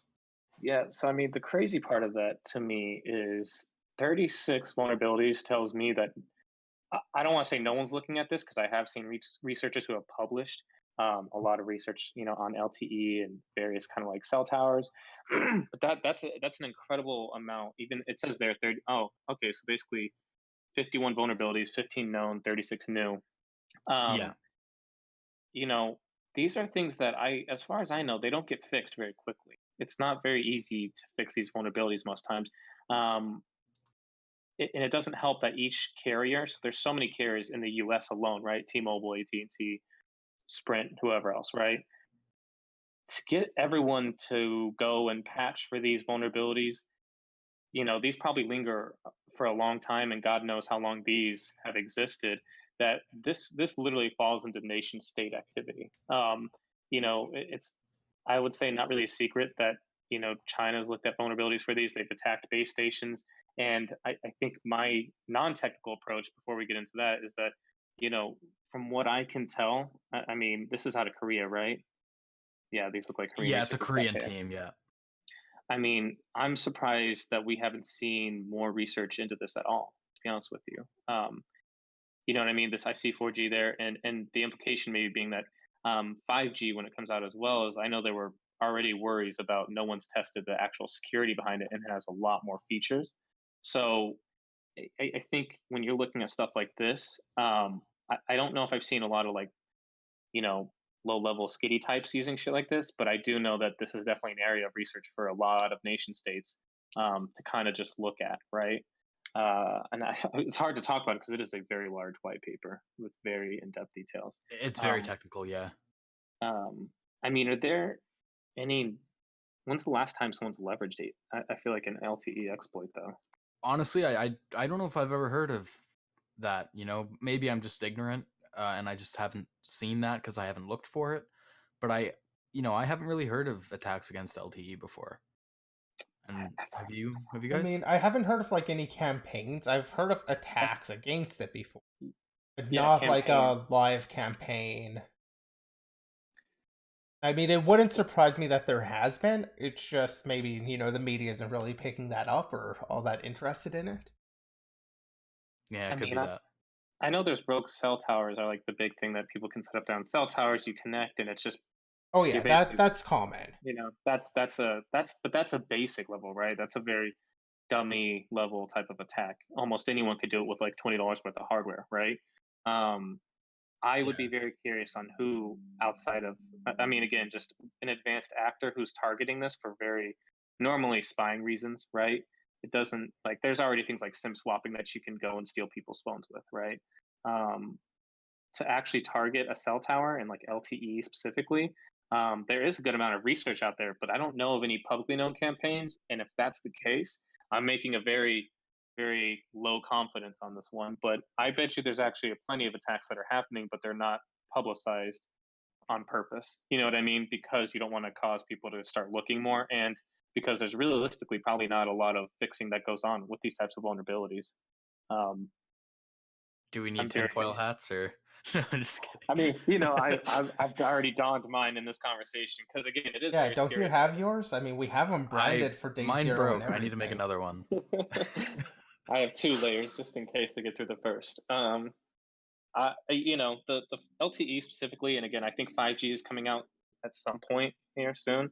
Um, you know, all these things are rushed a lot of times, and I don't think I've seen many security experts weigh in on it because it takes a lot of knowledge of how it all works. But you know, these are things that you could quite literally go and, I mean, at a small level, carry out a DDoS attack, right? A lot of times it's one of the popular ones I've seen. Uh, you know, shut down a cell network in a given area, and then you cause panic in a city, right? Well, I mean, Especially that during happens at like every arena too. At least that's for yeah, whatever provider doesn't get the contract to actually serve the arena. Like everybody else is basically DDoS when you have thousands of people there. The denial of service isn't all that crazy at any level. I mean, if there was some way that like they could spread this like malware via the LT, that I think could be I mean, let's say interesting.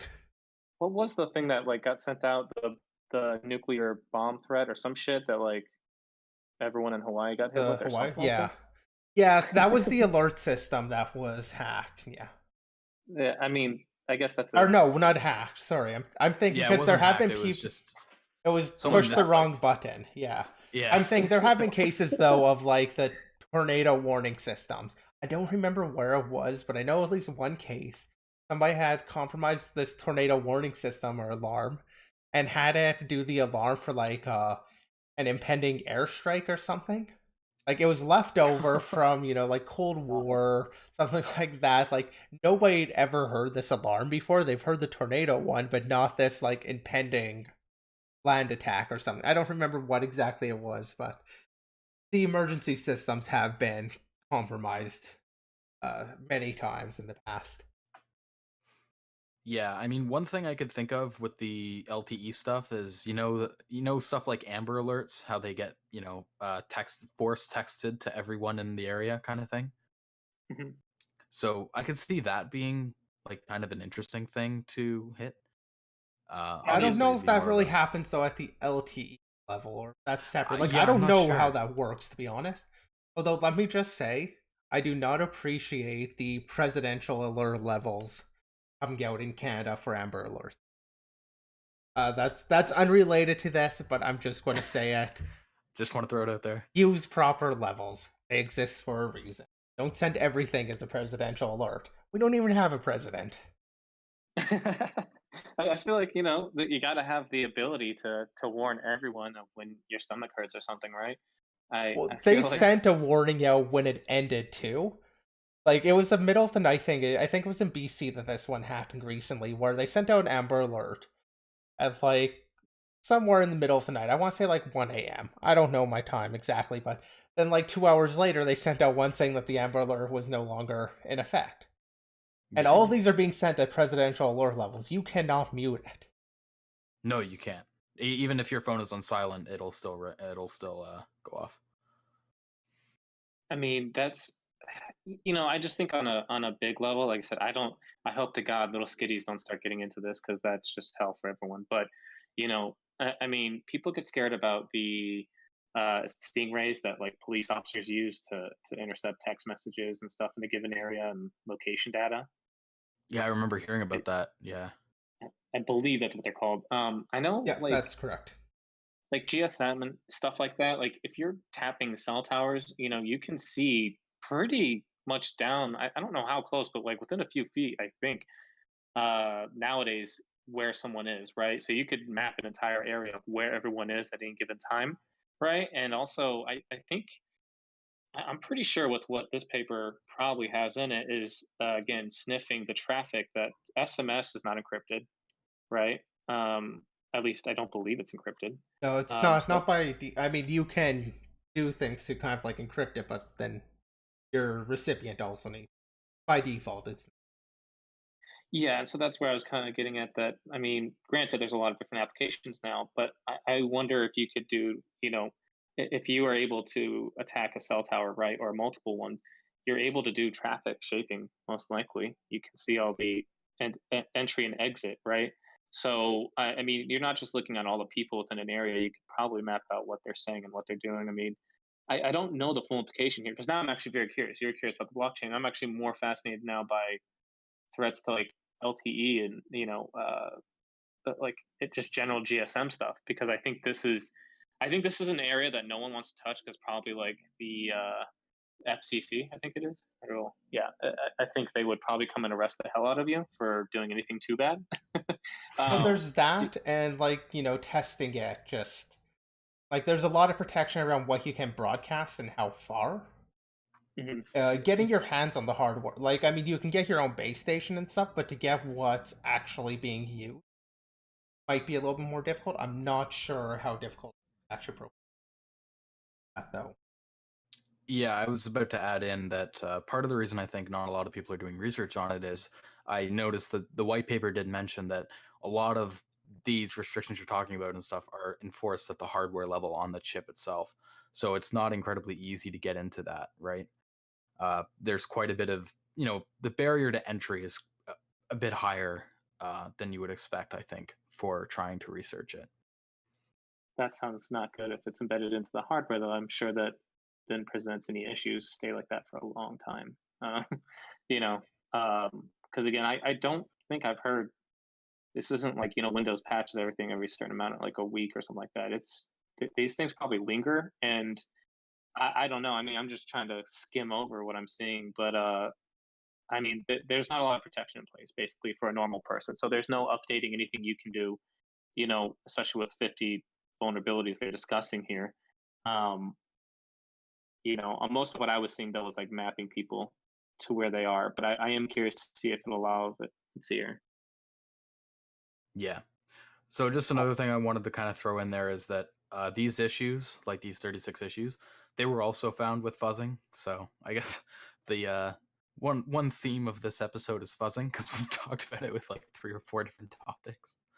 But yeah, I thought that was kind of interesting as well because they actually I think they built a custom fuzzing tool from the ground up, uh, called Wow, LTE Fuzz.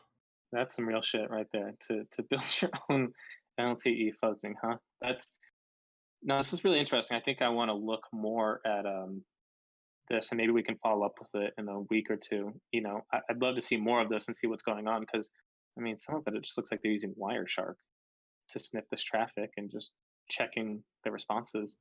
I mean, I see resource depletion. If people still have data limits, I guess you can abuse that. Yeah. But no, I think this is very fascinating. I don't have enough knowledge in it, but I do see stuff like man in the middle attacks, um, DOS attack.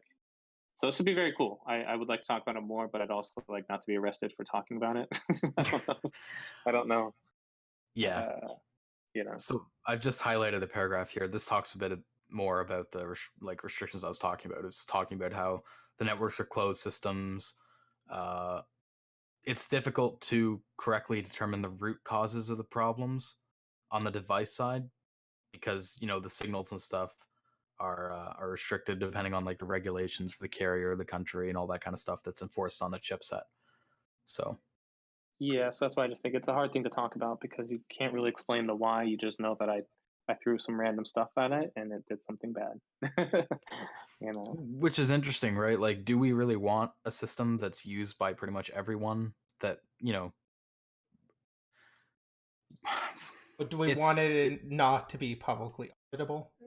yeah, like, is it an issue that it's so closed source that people can't look at it that could help make it better, On right? the other hand, if it's difficult for you, is it difficult for a nation state?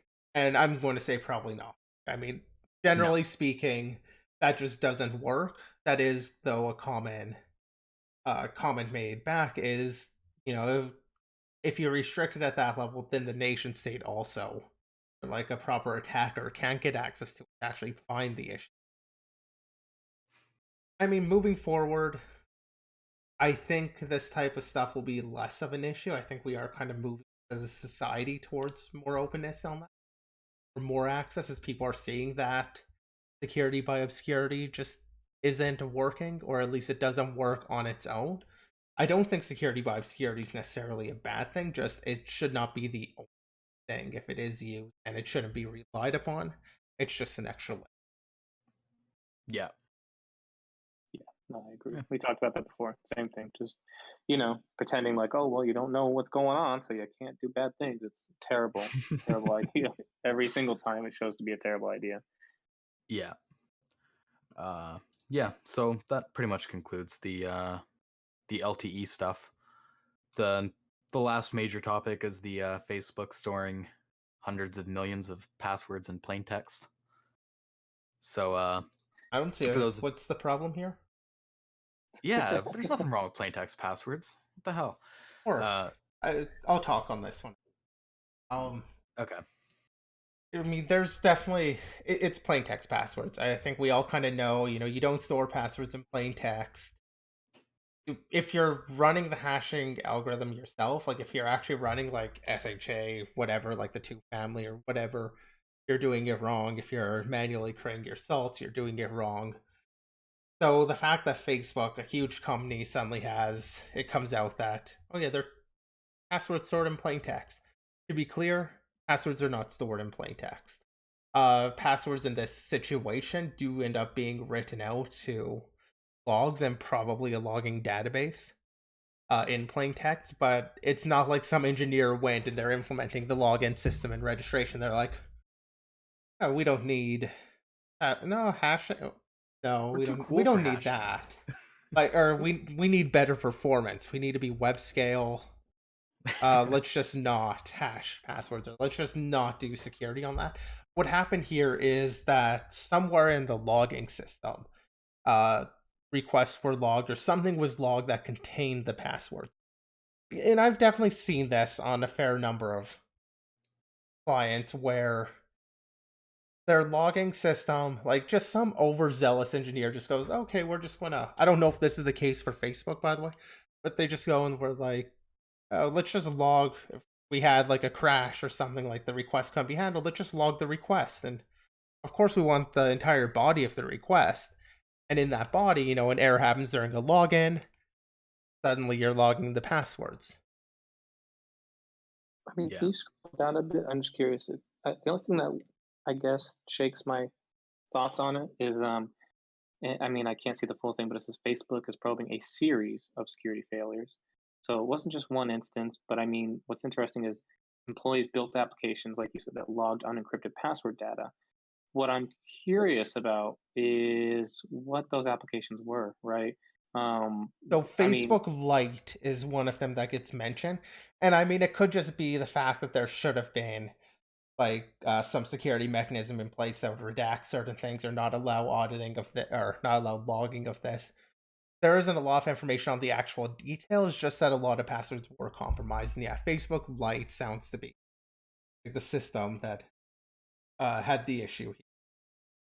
I just, it's if you look at it, I mean, I know that they're probably doing like the extreme, like 2,000 people had access, which doesn't necessarily mean 2,000 people, right? There you go. 2,000, 2,000 engineers were suddenly going through this on a daily basis. You can have access to things without ever touching it. I guess, the shitty part is always, you know, hopefully no one did anything bad with it. I assume Facebook has pretty good insider controls, but that's what happens a lot of times is, someone has access to something and they go, well, no one should be doing anything with it because we log it. But then only to find out 3 years later, like, oh, well, we only logged for 3 days. You know what I mean? Like those are the only kind of weird things that of course Facebook would never be like, yeah, like 60 people have been going through this daily to look for certain passwords. Like I don't know if it was just because that they were just lazy and set it up, and I don't know. I think it's a pretty bad thing though. I don't think It's it's an worth issue. sky. It's not as bad as like if they were actually storing the passwords that way. But I mean, the logging thing, it's a little bit more explicable in this age where somebody, I don't know if that's the case, but somebody just overzealous logged too much information or didn't consider the sensitive nature. It's definitely an issue. Mhm. It's just, it's not as bad as plain text passwords. But it is plain text passwords. Like, that is the case. So I did want to add on to that a bit. So Antti, you mentioned it a little bit with the access logs showed some 2,000 engineers. Uh, that is an interesting point. What I think you left out of that was that it said that some 2,000 engineers or developers made approximately 9 million internal queries for data elements that contain plain text passwords. So in fairness, that might not be that they were looking specifically for plain text passwords. It could just be that they were looking for something that contained them as well. Mhm. Uh, so yeah, I'm not trying to imply that there's Mhm. 2,000 evil people at Facebook that are just trying to search for everyone's passwords or anything, but uh, that is like an interesting point. Another point is Facebook says that they are doing an ongoing investigation and they haven't found any indications that employees have abused access to this data. That being said, I don't really know how they could know that reasonably.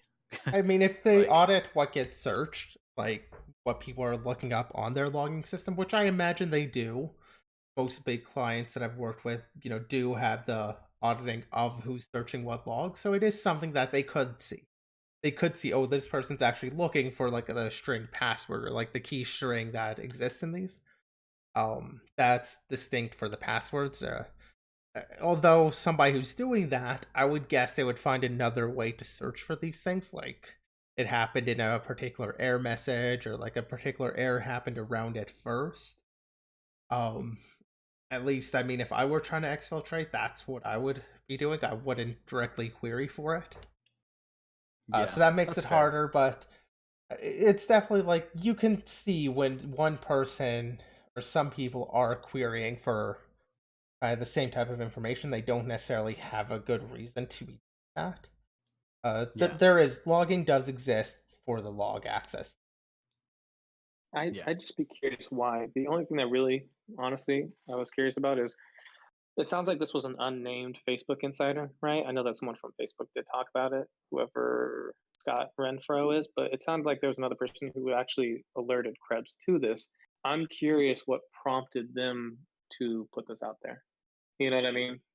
If it was being handled correctly, was it just a person who's an a-hole and wanted to make a big deal out of it? Or you know, is it something that he felt or she felt like there was not enough being done and wanted to make sure people were aware? Yeah, like my initial thought as you said that was, well, mandatory reporting, but since it is an insider thing, it wasn't leaked outside. I don't think they'd be under any mandatory reporting that they just weren't doing.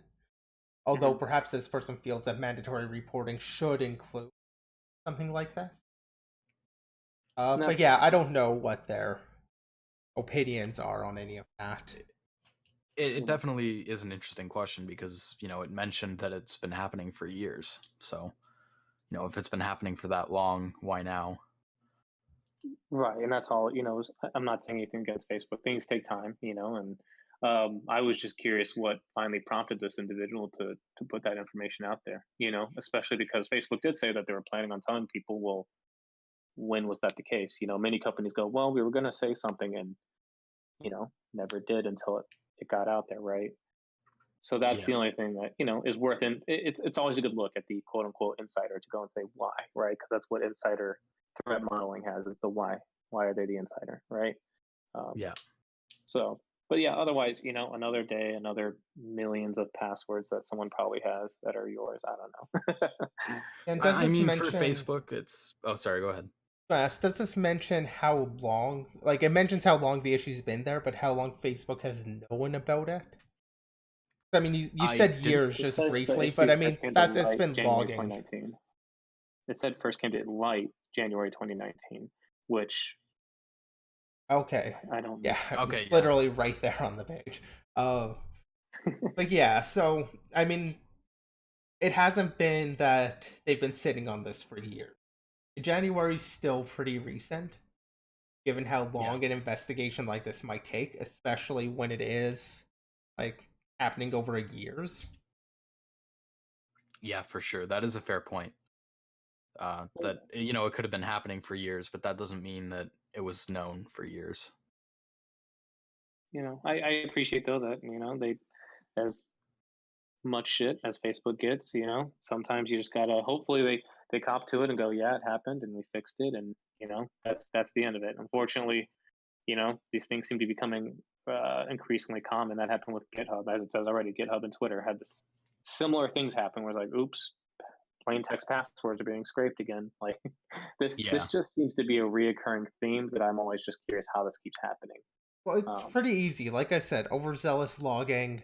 You're just like, okay, well, I've got this issue here. I can't figure it out. You're trying to debug it. You spend your hours, your days, your weeks on it. It's like, let's just log the next time it happens and get all the data. And then it happens on like the login or something. Like I can see how a developer does that. I mean, especially one that isn't really too conscious of this sort of issue. Because once you're aware of it, it kind of just becomes second nature to think about what you're logging. But it's not like it's something that's really taught. That's true. I mean, I have no idea if Facebook has like their own internal security teachings. I'd assume they probably do have something like that. But I mean, I could see just why a developer would decide to log that information, not really thinking about the consequences of that or that it might contain a password. Yeah. That's true. Yeah. It is something that they should be looking for and auditing. Like that should be part of code review. Yeah. Yeah, like I don't think it was done with like malicious intent or anything, but I guess it does kind of is another example of why you shouldn't use the same password everywhere. Password manager is probably a good idea to have. Not saying that, some employee is going to take all these passwords and go make a big dump out of them and, sell them or something, but it's just, yeah, it is a possibility. And if it's happening in Facebook, it's probably happening other places too, obviously, right? Like, Facebook's a big company, and if they're doing it, it's very possible that smaller sites are doing it that people use. I mean, so again, using a little bit of my experience, though, it's with the small. It really, I mean, yeah, absolutely. Like, it's a mistake anybody can make. Yeah. Smaller companies, though, are more likely, I think, to just kind of log, like, printf debugging and then remove those things pretty quickly. Yeah. Whereas if there's more of a process going into it at a larger company, you start seeing this thing more and more, especially if they start keeping their logs longer and longer. It's just something that I've seen. Like once the companies start having that infrastructure to do this long-term logging, then it seems more likely that they're going to do that for longer. Whereas the smaller companies, maybe not so much. But it is a mistake I think a developer anywhere can make. Yeah, no, that's fair. That's fair assessment. Yeah. So I think that pretty much sums up the password discussion, right? You guys don't have anything to add, do you? No, that about sums it up. Okay. Just before we end the podcast, I did want to do a bit of a shout out to this article from McAfee. It's the analysis of the Chrome 0 day. So this is actually the same 0 day we were talking about on the first podcast. And I was saying at the time, we didn't really know many technical details, just that it was a UAF and the file reader API. Well, now there is a a write-up of like the full technical details of all the nitty-gritty JavaScript stuff that was happening in behind it. So if you're interested in that kind of stuff and you're interested in browser exploitation, definitely say you should probably check it out. I haven't read the full thing yet. I've read a little bit of it, but not too in depth. But yeah, it's definitely very interesting to read. Yeah, So, it's pretty solid write-up. I've given it a read over. yeah. And the other thing too is that I really like about it is there's not a ton of write-ups about WebKit, or well, this isn't about WebKit, it's about There's Chrome. plenty about browser WebKit. stuff. But about browser stuff in general. And yeah, I guess even Chrome less so than WebKit, right? There's not a lot of write-ups about browser stuff because it's such a complex topic. So if you're Absolutely. interested in that, definitely take a look at that write-up. Sorry, what was that you said, Auntie? Nothing. I was agreeing. Oh, okay. Okay. Yeah, so that's all the topics that we wanted to cover today. So that pretty much sums up the podcast. Do you guys have anything you guys want to add? No, the only thing I will add here is not really a new topic, but again, if you guys want to see something covered, you want us to talk about something or add some thoughts or maybe a larger discussion on something, definitely let us know in comments. Just so we can kind of get some more ideas going for what type of content people actually want to see. And once again, we'll be live again next week at 3 p.m. Eastern. Is that the time for you guys? Yep, That's right. 3 p.m. Eastern. 3 p.m. Eastern, 1 p.m. Pacific. Time zones are hard. But yeah, so we'll be joining you guys again next week, Monday, 3 p.m. Eastern, noon Pacific. One. And or one, Is that one one? No, it is noon. Sorry. I was wrong. See, yeah. I went with my own. Man. See, I get messed up because my time zone changes partway through the year because we don't do daylight savings. Yeah. So, all of a sudden everybody else has shifted an hour and I'm still on my own. Yeah. You gotta get that right. But yeah, concluding our little rant about time zones, that sums up the podcast. We'll see you guys next week at 3 p.m. Eastern, noon Pacific. We figured it out. And yeah, we'll see you guys then. Later, everyone.